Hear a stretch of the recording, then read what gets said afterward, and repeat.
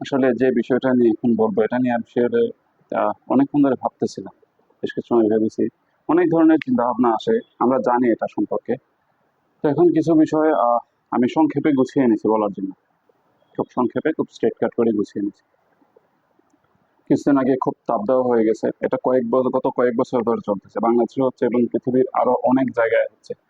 এবং আশ্চর্যের বিষয় হচ্ছে যেটা, যে আমরা যেসব দেশকে খুব উন্নত উন্নত হিসেবে জানি, প্লাস এটা হচ্ছে শীতে বরফ পড়ে বা অনেক আছে, বাংলাদেশ হচ্ছে অনেক বেশি শীত, শীতে বরফ পড়ে, শীত প্রধানের কাছাকাছি।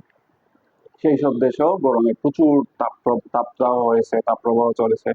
মানুষজন দেখা যায় অনেক সময় মানে ঘর থেকে রাস্তায়, প্রচুর মানুষ রাস্তায় বের হয়ে এসছে, গাছের নিচে বসছে। এরকম অবস্থা হয়ে গেছে ইউরোপের বেশ কয়েকটা দেশে। ইংল্যান্ডে হয়েছে, স্পেনে হয়েছে, ফ্রান্সে হয়েছে এগুলোতে। তো আমি এখন বাংলাদেশ বিষয়ে বলছি। বাংলাদেশে গত কয়েক বছর ধরে এটা হচ্ছে এবং শিক্ষা প্রতিষ্ঠান বন্ধ দিতে হচ্ছে মাঝে মাঝে কিছু সময়, অর্থাৎ একেবারে এক্সট্রিম লেভেলটা একটু একটু করে শুরু হচ্ছে। তো আমরা কি আহ আমরা যারা পড়ালেখা করি ছোটবেলা থেকেই, এই যে বাংলাদেশ বিষয়ে বা ভূগোল বিষয়ে যখন পড়ে, বা সামাজিক বিজ্ঞান বইয়ে হয়তো আছে বা ভূগোলের বইয়ে, যে বনভূমির পরিমাণ এত, বনভূমি দেশে কমে যাচ্ছে, মিনিমাম এত থাকা দরকার। তো একজন ইন্ডিভিজুয়াল হিসেবে তো বন যে জায়গায় আছে সেখানে বন বিভাগের দায়িত্বে সেটা আছে। তো আমরা সাধারণত অধিকাংশ মানুষকে আমরা আবাসিক এলাকাতে থাকি, গ্রামে আছে অনেক মানুষ, শহরে আছে অনেক মানুষ। তাপদাহের বিষয়টা অধিকাংশ সাফার করে শহরের মানুষ। গ্রামের মানুষরা হ্যাঁ ঠিক আছে, তার যারা মাঠে কাজ করে, খেতে খামারে, সেটা যখন সে সূর্যের নিচে কাজ করে, কাজ করতে অভ্যস্ত, বাড়িতে চলে আসে সেখানে আর অত গরম নাই, খোলামেলা মোটামুটি পরিবেশ, গাছপালার ছায়া আছে। আর তাছাড়া ফ্যান, বিদ্যুৎ চলে গেছে অধিকাংশ এলাকাতেই, বা প্রায় সব এলাকাতেই বিদ্যুৎ চলে গেছে। এখন অবশ্য যখন বিদ্যুতের সাথে ফ্যানের বাতাসের সাথে অভ্যস্ত হয়ে গেছে, তখন যদি সেটা না থেকে মাঝে মাঝে সাফার করে। কিন্তু তেমন একটা না, খুব গরম না, রাত্রেবেলা ফ্যান চললে মোটামুটি ঠান্ডাই হয়ে যায়। তো শহরে এটা হয় না। শহরে দেখা যাচ্ছে ফ্যান চললেও গরম, রাত্রেবেলাও গরম লাগে প্রচুর। তো এখন যেটা হয়েছে কি, আমরা অনেক বছর ধরে যেটা বলা হচ্ছে, আমরা পাঠ্য বইয়ে পড়তেছি যে বেশি করে গাছ লাগানো দরকার। তারপরে কি টিভি চ্যানেলগুলোতে মাঝে মাঝে এরকম প্রোগ্রাম দেওয়া হয় যে বেশি করে গাছ লাগানো দরকার, বিভিন্ন জায়গায় পরিবেশ বাঁচানো দরকার। এখন আবার বিভিন্ন রকম মিডিয়াতে আসতে পারে। তো এখন কি গাছপালা, বনভূমি তো আছে, এটা বন বিভাগের দায়িত্বে, সেখানে তারা রক্ষা করবে, সেখানে গাছপালা লাগাবে। তারপরে আমরা কি মনে করি যে গ্রামগুলিতে বেশি করে গাছপালা লাগানো দরকার, এখানে আছে জায়গা। তারপরে অনেক জায়গা আছে খোলা, প্রতিযোজনের মতো, সেখানে গাছ লাগাতে হবে। তারপরে আহ রাস্তার দুপাশে। তো এখন আসলে কি করতে হবে? সবচেয়ে বেশি সাফার করছে শহরের মানুষ।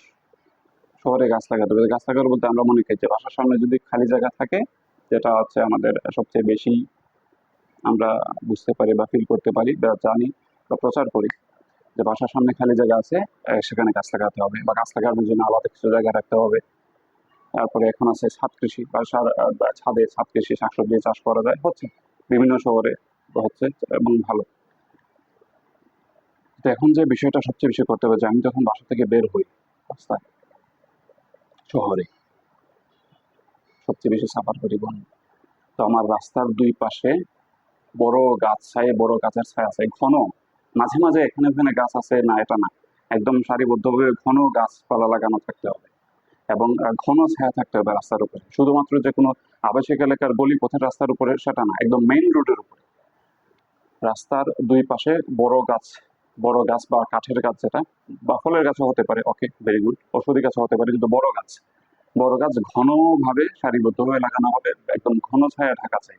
আর যেটা ওয়ান ওয়ে রাস্তা, সাধারণত এখন শহরের অধিকাংশ শহরের প্রধান রাস্তাগুলি ওয়ান ওয়ে হয়ে গেছে। তো রাস্তার মাঝখানে ডিভাইডার আছে, সেখানেও বড় গাছ লাগাতে হবে। তো আমরা যে ডিভাইডার গুলোতে গাছ দেখা যায়, ছোট ছোট গাছ, এগুলো বোঝা যায় সাধারণত ডেকোরেট করার জন্য, বা অনেক সময় গাছটাকে ছাঁটাই করে দেওয়া আছে, আগাটা কেটে দেওয়া আছে, তো একটা ঝোপ আকৃতির হয়ে যাচ্ছে, একটু ডেকোরেশন সুন্দর লাগে, না সেখানে বড় গাছ লাগাতে হবে। তবে হ্যাঁ, ডেকোরেশনের বিষয়টা অস্বীকার করছি না আমি, অস্বীকার করা যায় না। তো আমরা কি করতে পারি? যে বড় সাইজের আছে কৃষ্ণচূড়া গাছ, লাল রঙের ফুল ধরে, তারপরে পলাশ গাছ আছে লাল রঙের ফুল ধরে, তো এগুলো লাগানো যেতে পারে। বা বিভিন্ন রকম ফলের গাছ যদি মাঝে মাঝে লাগানো যায়, কিন্তু ঘন একদম মেইন রোডের পাশে সারিবদ্ধভাবে ঘন করে গাছ লাগাতে হবে। ডিভাইডার যেটা আছে সেটাও এইরকম রাখতে হবে, গাছ লাগানো যায়, অথবা বা গাছ ঠিক যে জায়গাটাতে গাছ লাগানো হবে ওই জায়গাটা যাতে একটু প্রশস্ত থাকে ডিভাইডারের অংশ। সবচেয়ে বেশি কোন গাছের উপরে জোর দিতে হবে? এখন হচ্ছে সারা পৃথিবীতে পরিবেশ দূষণ বিষয় অনেক আগে থেকেই চলতেছে।